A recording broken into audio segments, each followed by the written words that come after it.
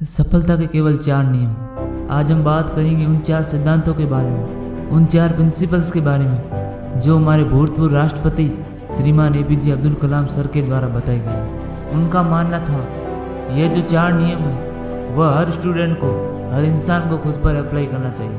अगर कोई भी स्टूडेंट या कोई भी इंसान इनको अपने जीवन में उतार लेता है और उन्हें फॉलो करता है तो इस दुनिया में ऐसी कोई चीज़ नहीं है जो उस इंसान के कदमों में ना गुजरे।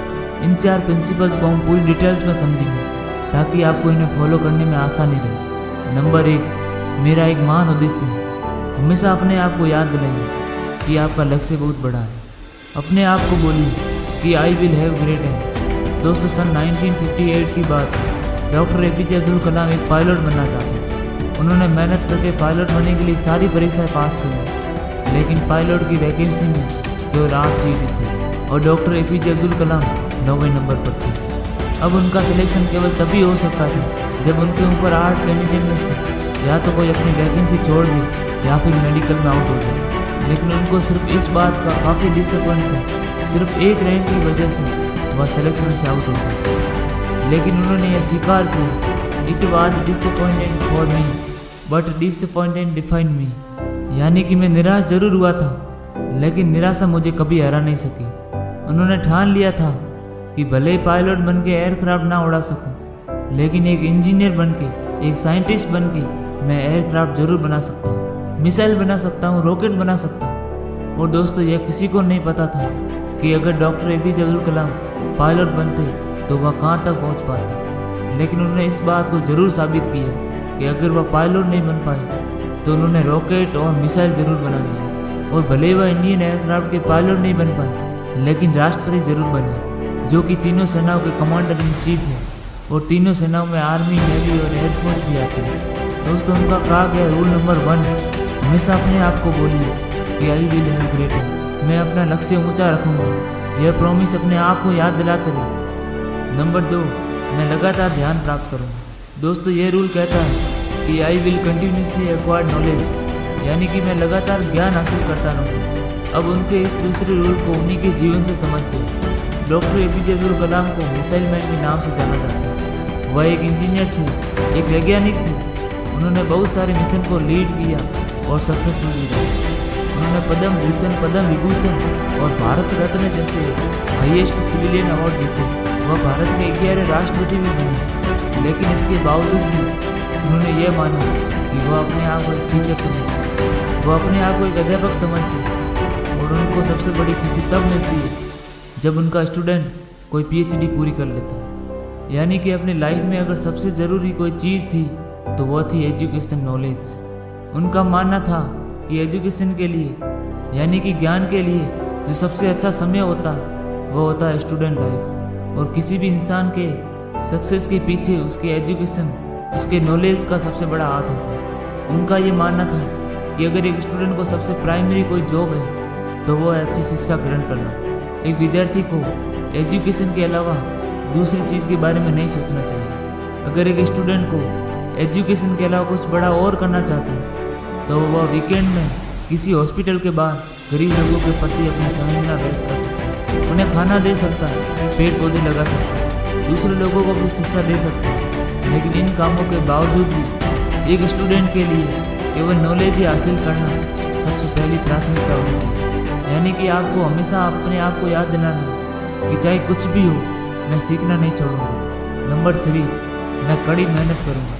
डॉक्टर APJ अब्दुल कलाम का तीसरा नियम था कि अपने आप से यह प्रॉमिस करें कि मैं हमेशा हार्ड वर्क करता रहूँगा, यानी कि I will do hard work. दोस्तों, सन 1973 की बात है। विक्रम साराभाई अंतरिक्ष स्पेस के अंदर चेयरमैन प्रोफेसर सतीश धवन ने डॉक्टर APJ अब्दुल कलाम से कहा कि हमें एक सैटेलाइट लॉन्च व्हीकल बनाना चाहते हैं, यानी कि एक ऐसा रॉकेट जिसमें हम सैटेलाइट रख के उसको अंतरिक्ष स्पेस में भेज सकें। डॉक्टर APJ अब्दुल कलाम ने इस काम को पूरी जिम्मेदारी के साथ स्वीकार किया। वह इस मिशन प्रोजेक्ट के डायरेक्टर थे, यानी कि पूरी टीम को उनके नीचे काम करना था। उनके नीचे 1000 से भी ज़्यादा दूसरे इंजीनियर थे और करीब 10,000 वर्कर थे। इनके अलावा भी कई सारे लोग थे जो इनडायरेक्टली इस मिशन से जुड़े हुए थे। इतनी बड़ी टीम को 6 साल का वक्त लगा। प्रोजेक्ट शुरू करने से लेकर लॉन्च के दिन तक 17 अगस्त 1949 इस तारीख को सैटेलाइट लॉन्चर टेस्ट होना था। लॉन्च के 8 मिनट पहले सारा कंट्रोल कंप्यूटर के हाथ में दे दिया गया, लेकिन उसी वक्त एक चेतावनी आई कि लॉन्चिंग में कुछ दिक्कत है। लॉन्च के ठीक 4 मिनट पहले ये डायग्नोज किया गया कि कुछ लीक्स है, लेकिन उनके टीम के एक्सपर्ट थे, उनकी ये राय थी कि लीक्स के बावजूद भी रॉकेट में इतना सफिशिएंट ऑक्सीजन लेटर की वजह से डॉक्टर कलाम को यह डिसाइड लेना पड़ा कि वह रॉकेट को लॉन्च करें। लेकिन लॉन्च के कुछ मिनट बाद ही वह रॉकेट पृथ्वी की कक्षा में ना जाकर बंगाल की खाड़ी में गिर गया।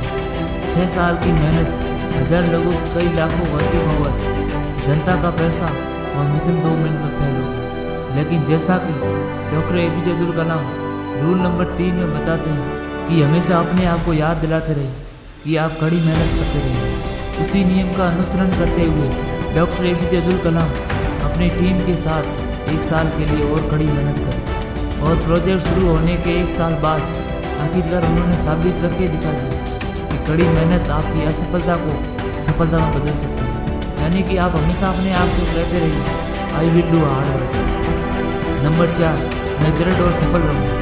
दोस्तों, जो कहानी मैंने रूल नंबर 3 में बताई, जिसमें 7 साल बाद जाकर मिशन सफल हुआ, वहीं से निकल कर आता है रूल नंबर 4, यानी कि हमेशा अपने आप को याद दिलाते रहे कि I will persevere, I will decide, यानी कि लगातार काम करना। हम जो मेहनत कर रहे हैं उस मेहनत को लगातार करते रहना।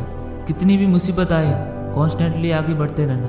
अपने शब्दों पर और अपने वचनों पर कायम रहना। किसी में इतनी हिम्मत ना हो कि आपके हौसलों को कम कर सके।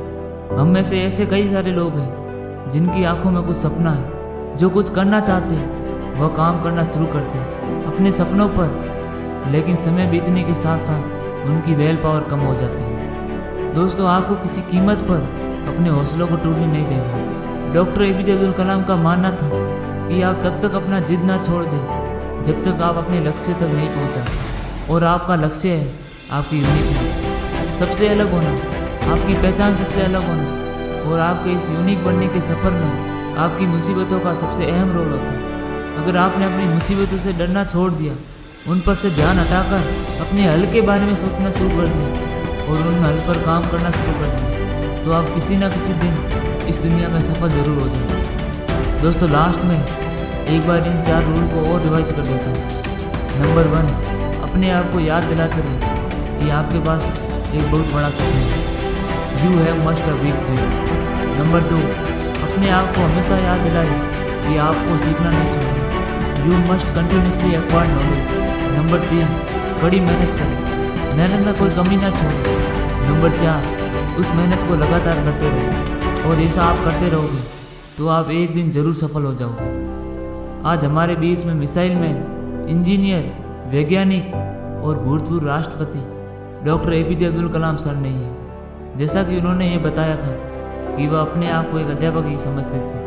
उन्होंने आखिरी सांस भी Indian institute of management sullen के एक स्टूडेंट को लेक्चर देते हुए कि जिस लेक्चर का टॉपिक था creating a liveable planet earth, वह 4000 वर्ड्स का उनका लेक्चर अधूरा रहा।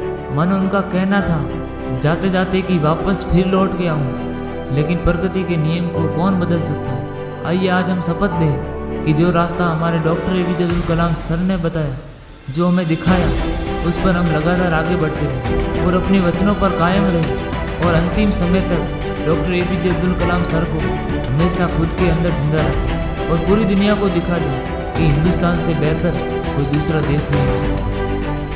दोस्तों, आपने आज की इस वीडियो से क्या सीखा मुझे कमेंट में बता सकते हैं। इसी के साथ हमें उम्मीद है कि आपको आज की ये वीडियो सबसे अच्छी लगी। कृपया वीडियो को एक लाइक और चैनल को सब्सक्राइब जरूर करें।